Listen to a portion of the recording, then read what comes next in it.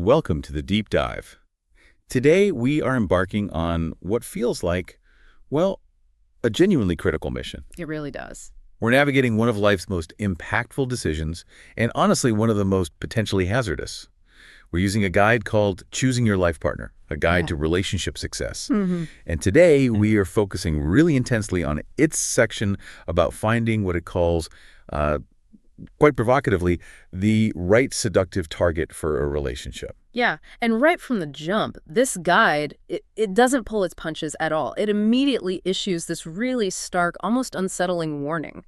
It basically sets the tone for everything else. What does it say? It says, choose carefully, the wrong person can derail your life. That's not subtle. It tells you straight away this isn't, light reading. No, it really doesn't mince words. It makes it absolutely crystal clear. This isn't just about casual dating or, finding a fun connection. Right. It frames it as something fundamental, deeply tied to your actual long-term well-being. It's about emotional survival and hopefully building a real-life ally. An anchor? An anchor in the storm, exactly. Someone who can genuinely act as a mirror, reflecting your authentic self back to you. And that's precisely our mission in this deep dive. Using this section, we want to pull out the absolute most vital insights, really leaning into its strong cautionary message. Okay. The goal is to help you clearly understand the significant hazards the guide identifies in making this choice, and to pinpoint what this material insists truly matters, and maybe just as importantly, what doesn't. Okay, let's really get into it then. The guide immediately confronts this central, frankly, terrifying premise, the profound danger, the grave stakes involved in choosing poorly. Absolutely. This material spells it out with total clarity. The wrong person isn't just like a mild inconvenience or someone you're not quite compatible with. No. Something more serious. Much more. It says they can actively drain your vital energy. They can twist and distort your whole perception of what healthy love even feels like. And they can lock you into a cycle of, endless emotional pain. It's presented as a serious threat to your emotional and psychological landscape. Derail your life, drain your energy, distort your perception. I mean, that's a powerful, almost alarming set of warnings. It is. It completely flips the script from the usual how to find happiness dating advice to something more like how to avoid genuine disaster. Exactly. And the contrast is stark. The right partner isn't just nice to have. They're framed as an essential ally, an anchor, someone who helps you see yourself clearly. It just elevates the importance of this decision way beyond simple romance. It absolutely does. This guide insists really firmly that this decision is not one to be made lightly or, impulsively or based just on fleeting feelings. No. It transcends mere romantic ideals. It is, at its core, a fundamental decision about your emotional safety and the stability of your future life. And because those stakes are so incredibly high, the guide immediately delivers its first major cautionary piece of advice. Do not make choices based purely on superficial appeal. Right. Forget just charm or that initial chemistry buzz or simple convenience because, someone's available right now. These are just insufficient foundations. Right. It forces you to redirect your attention. Instead of just looking at the surface, the guide demands you look inward and towards depths. The deeper stuff. Yeah. It commands you to, and I quote, study character, value alignment, emotional resonance, and your own internal truth. It's basically telling you to look beneath the shiny wrapping paper. Because, according to this guide, the surface is often where the most significant dangers are disguised. Okay, here's where it gets really crucial. Avoiding what the guide calls the most common pitfalls. And it wastes zero time identifying the first major trap. It labels it a fatal error. And that error is falling for appearances. It uses that word fatal quite deliberately, I think. Sounds serious. It is. The guide acknowledges that society pushes us relentlessly towards focusing on surface qualities. How someone looks, how successful they seem on paper, how witty or charming they are socially, their status. Right. And those things are appealing at first blush. But the guide is blunt, almost cold about it. What does it say? It says these external qualities inevitably fade or change. Life gets tough, and those things don't sustain you. What's left when that facade cracks? Character. That's what remains. So choosing a partner based mainly on charm or looks alone isn't just unwise. It's framed as a huge gamble. Gamble with the fundamental security of your future. Wow. And the guide puts it chillingly when describing the true test of character. It's not how they appear in the light, but by who they are in the dark when no one's watching. That's a powerful image, isn't it? And the warning tied directly to this is sharp and specific. Appearances can deceive. Many toxic individuals are masters of first impressions. Right. This underscores the grave danger that the people who are potentially the most harmful to your well-being might be the very ones who present the most polished, appealing facade when you first meet them. They excel at manipulation through first impressions. That is genuinely a terrifying thought to sit with. And linked directly to avoiding being tricked by these appearances is the equally critical point about knowing yourself first. Ah, yes. The guide sternly advises this, delivering another warning. Or you'll be tricked by others. It's incredibly logical when you look at it through the guide's lens, but so easy to overlook, right? Definitely. Without doing that hard work of self-knowledge, understanding your own patterns, your fears, your desires, your insecurities basically become the silent decision makers in who you choose. So instead of consciously choosing someone who supports your growth. Right. Instead of that, you might unconsciously just gravitate towards or even be manipulated by someone who merely mirrors your existing wounds or validates your negative self-beliefs. So the guide pushes you to ask some really challenging introspective questions then. It does. Yeah. What emotional patterns do I keep falling into in relationships? What are my absolute non-negotiable boundaries or needs that maybe I haven't honored in the past? Or what am I secretly afraid to admit I really need from a partner? Or even from myself? Exactly, those kinds of depth questions. And it delivers a blunt, almost confrontational warning here too, connecting it back to the danger from others. If you don't confront your own blind spots, someone else will exploit them. Wow. So this isn't just about finding a good partner. It's presented as essential self-defense. Pretty much. To ensure you aren't a vulnerable target for someone who would intentionally or unintentionally cause you pain. Okay, moving past those initial warnings about the high stakes and fundamental errors, the guide draws a really sharp, crucial distinction about what actually makes up the stable foundation of a lasting, healthy relationship. It states very clearly, character is the real deal, not chemistry. Yeah, and chemistry is powerful, right? It feels thrilling, that immediate spark, that intense connection. We all know that feeling. But this material delivers a strong warning that it's often deeply misleading. It argues that people frequently confuse that initial emotional intensity, the butterflies, the excitement, with genuine emotional compatibility. And they're different. The guide insists they are fundamentally very different things. Chemistry can absolutely blind you to character flaws. So how does the guide suggest we tell the difference then? If chemistry can be so deceiving, what's the real measure of character? It says the real test of a partner is revealed not when things are easy and everyone's on their best behavior, but how they behave when things go wrong. Ah, under pressure. Exactly. When stress hits, when you disagree, when life gets messy, do they actually listen when you're upset, even if they don't agree with you? Do they own their mistakes? Yes. Do they take responsibility for their own actions and mistakes, or do they constantly blame others? Can they stay grounded and work through difficulty, or do they just escalate conflict and chaos? So it boils down to looking for actions over just attractive words or those initial feelings. The guide gives specific kind of grounding examples too. Like what? Like how do they treat service workers, the waiter, the cashier? Are they genuinely kind and respectful to people when there's nothing obvious for them to gain from it? That's a big one. Yeah. And do they apologize sincerely? And crucially, do their actions afterwards reflect that sincerity? Yes. These behaviors, observed consistently, especially when life is difficult or when they think no one important is watching, that's what reveals the actual person beneath the charm. That's the person who will be there. That's the person who will actually be there for you when life turns dark, as the guide puts it. And it comes with a powerful, urgent warning that really cuts through the noise of attraction. If someone excites you but doesn't respect you, run. Just run. Run. That excitement, without the bedrock of respect shown through consistent character, is presented as a critical flashing red light of potential danger. Don't ignore it. Okay. Building on character, the guide is just as emphatic about the necessity of aligned values. It insists shared values aren't optional. They're essential. And this isn't just about trivial preferences like liking the same music or pizza toppings. It goes much deeper. Right. This material isn't demanding you become clones of each other or agree on every single little thing. No, but it states unequivocally that if your core values, those fundamental beliefs that guide your most important life decisions, are fundamentally different, Then what?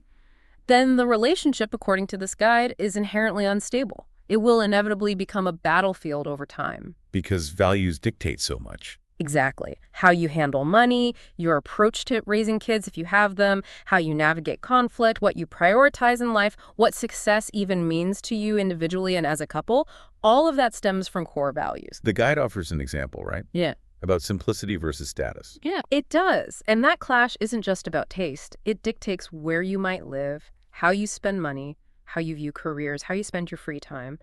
It profoundly impacts priorities, expectations, fundamental lifestyle choices. So you need to look deeper than just superficial compatibility, it says. Hmm. Are your long-term visions genuinely aligned? Do your core emotional instincts about what's important resonate?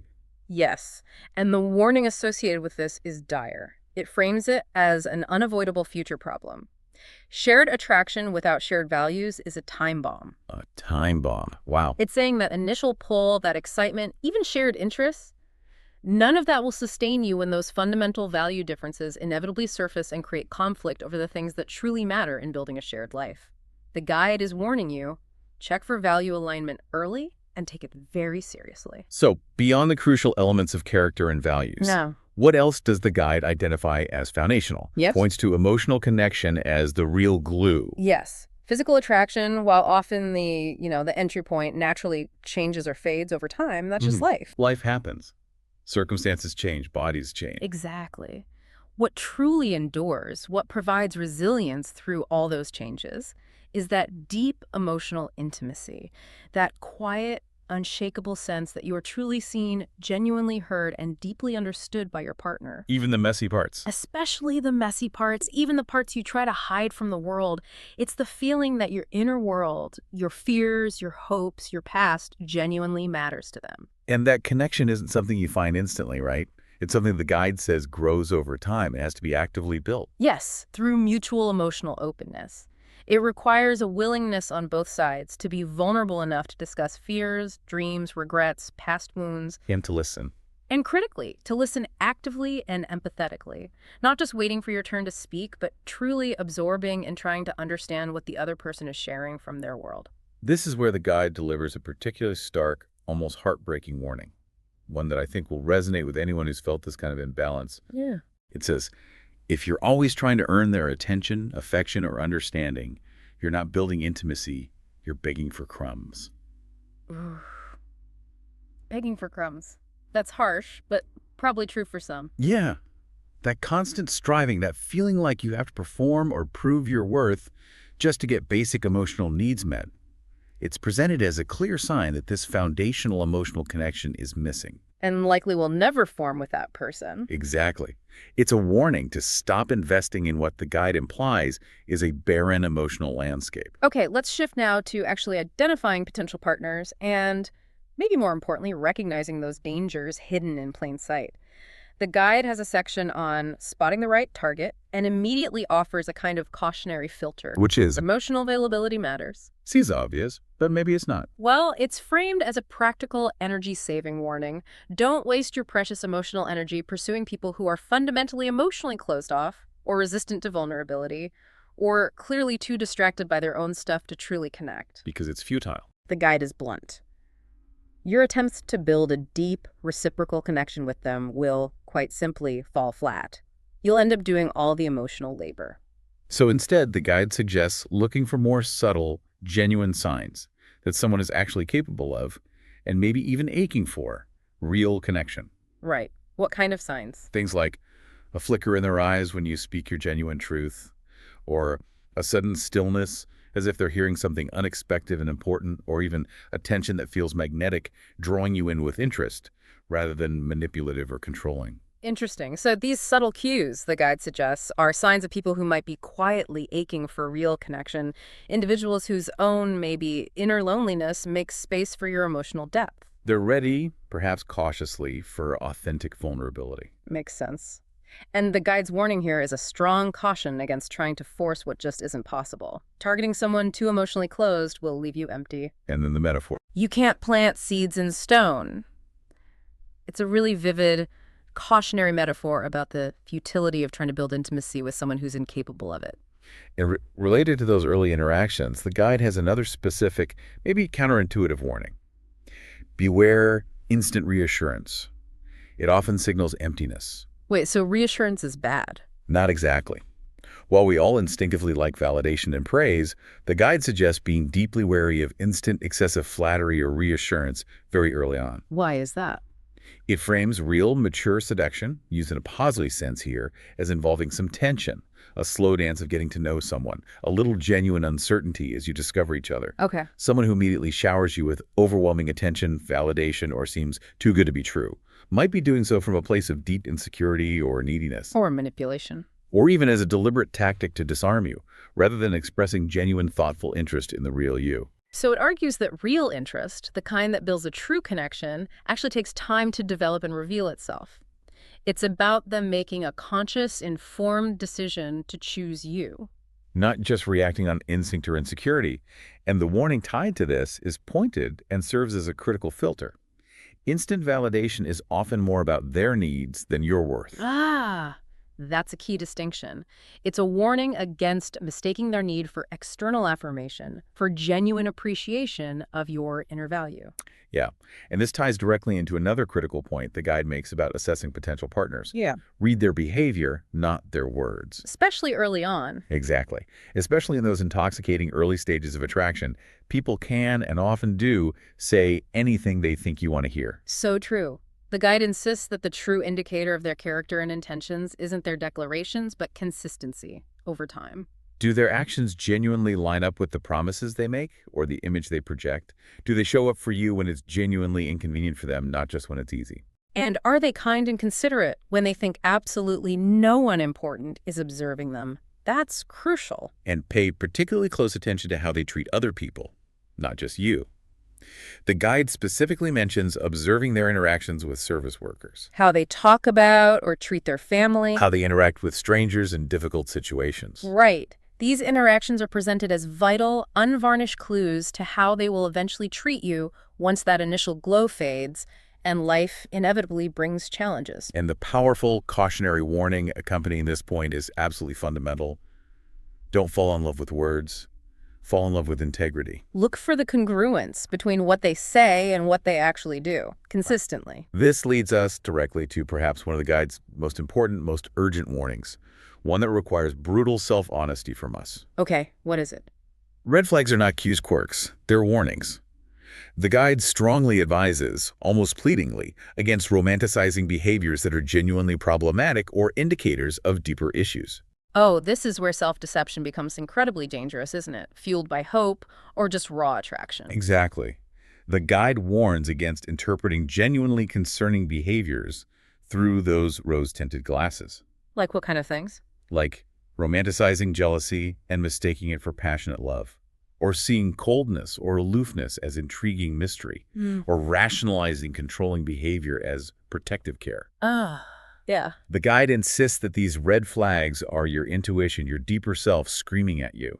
You must learn to listen to these inner warnings. Don't explain them away. And it lists specific, common red flags to watch for that signal danger. It does. Things like inconsistency between what they say and what they actually do. Dismissiveness when you try to express your emotions or concerns.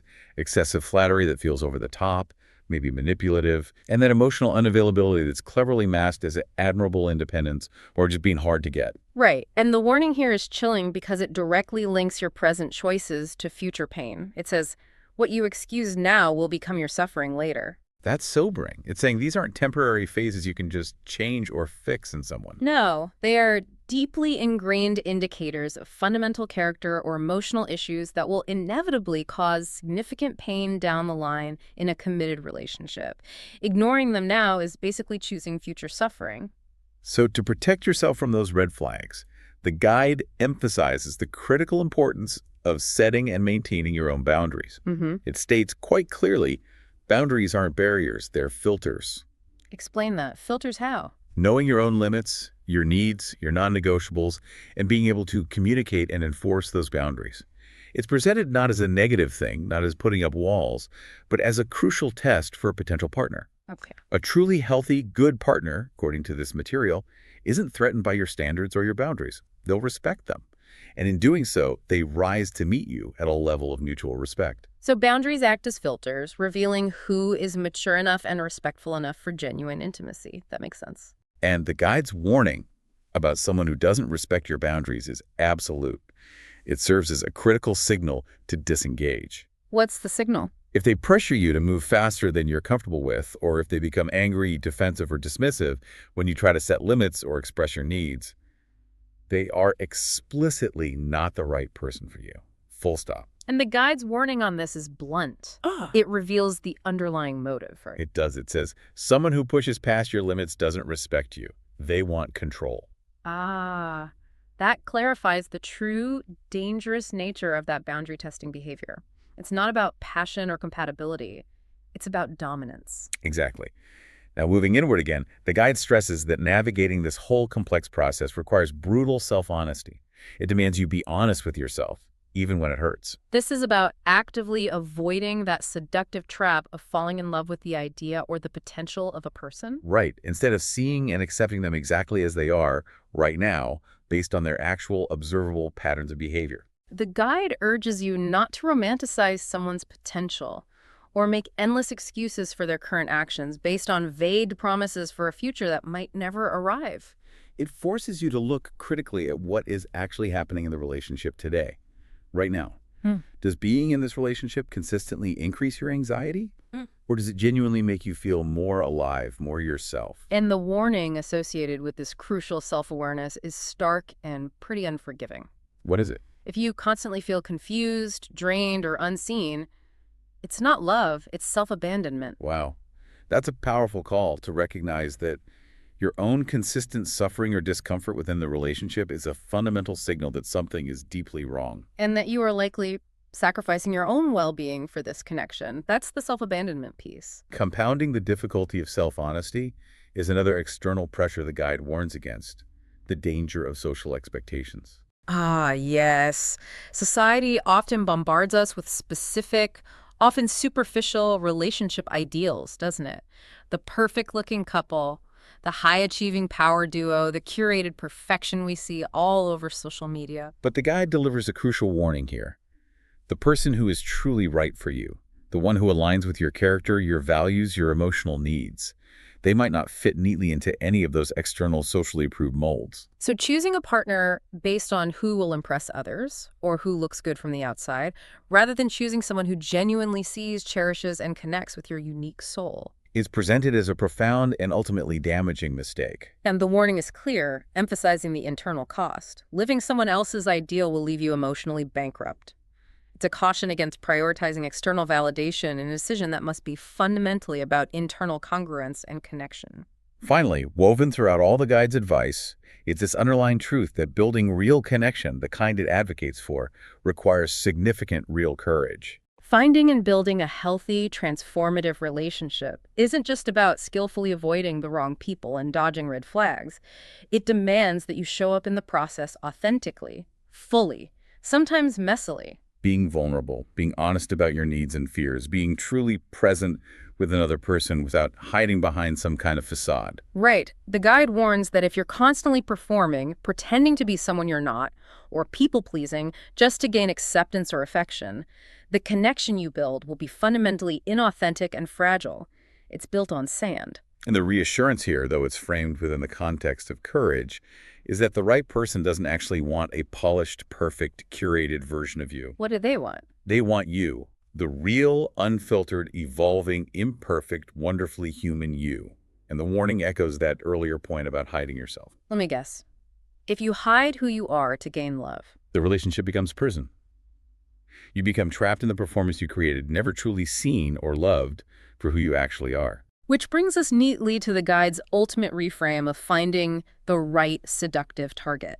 It concludes not with tactics for charming others, but with this powerful, overarching principle that kind of encapsulates all its warnings and advice. And that principle is, don't chase a line. don't chase a line. That feels like the culmination of all the earlier warnings, doesn't it? Yeah. Again, superficiality, ignoring red flags, self-abandonment. Exactly. The guide argues that if it's the right connection, you shouldn't feel like you constantly need to chase someone or beg for their time or attention or relentlessly prove your worthiness or desperately try to convince them to see you or choose you. So the right person for you. The guide says the right person for you will naturally recognize your inherent worth. There will be a sense of mutual recognition, a feeling that their soul, in some way, echoes yours. So real seduction, in this guy's redefined context, isn't about clever manipulation or playing games or using tactics to get someone to like you. No. It's fundamentally about resonance. It's about two individuals recognizing a genuine reciprocal connection and naturally aligning their paths towards each other. It's a process of mutual discovery and recognition, not pursuit and capture. So the guide's final advice is essentially to slow down. Trust your deepest instincts, your intuition, especially when it's waving those red flags we talked about. And wait with courage. Wait for the person whose presence doesn't diminish you or require you to shrink yourself, but who genuinely enhances your sense of self and expands your world. The one who handles your fears with tenderness and meets your dreams with awe and support. Yes, and it reiterates that core principle and warning one last time for maximum impact. Don't chase a line. It's presented as the key principle that helps you avoid all the pitfalls and dangers discussed throughout the material, leading you towards genuine connection built on mutual recognition and respect. We've really taken a deep dive into this guide's powerful, sobering, and frankly, pretty bracing message about choosing a life partner. It definitely strips away a lot of the romantic fantasy. It does, and replaces it with a call for critical assessment, unwavering self-honesty, and a real focus on emotional survival and growth. And the guide's final words serve as this stark, memorable encapsulation of everything we've discussed. A powerful last warning. Which is? Choose with wisdom or regret with pain.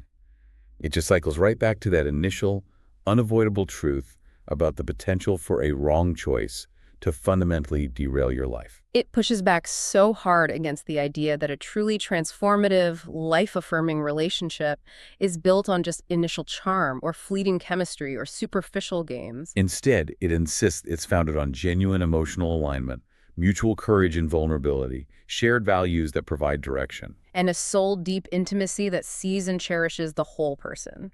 The call isn't just to find someone attractive or successful, but to find someone who actively challenges your intellect, genuinely respects the vulnerability of your heart, and is truly willing to join you in that ongoing, messy, beautiful journey of becoming who you are meant to be. And it delivers one final piece of crucial cautionary counsel, urging you, almost pleadingly, not to let external pressures like loneliness or just fleeting lust pressure you into settling for less than this deep foundational connection. Choose the one, it says, who truly sees you in your entirety, your strengths, your weaknesses, your past, your potential, and still makes the conscious, respectful, courageous decision to stay. To align and to build a life with you. According to this guide, that is the difficult but essential path to finding the right connection.